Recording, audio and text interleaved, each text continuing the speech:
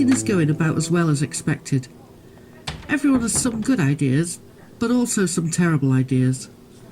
Arwell, as Mr. Sensible, is keen to point out they're going to need to balance some solid money-making activities against some of the more niche plans, but no one can accept that their pet idea might not be absolute genius.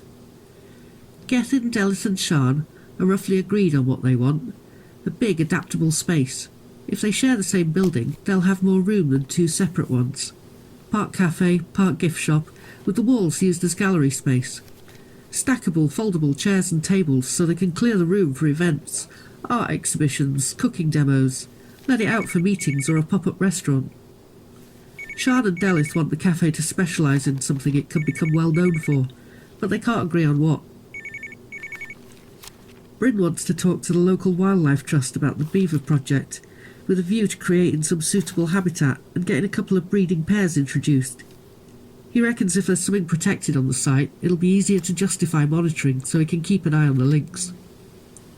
Bryn also wants to plant a forest garden around the zoo, with fruit trees and bushes that the animals can graze from.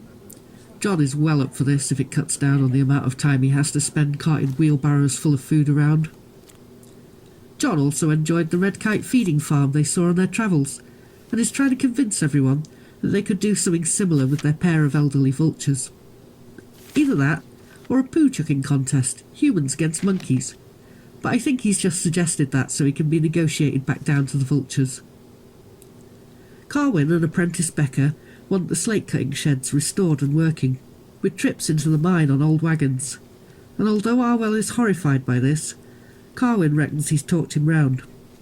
So now, after all the talking, it's time to put some ideas to the vote.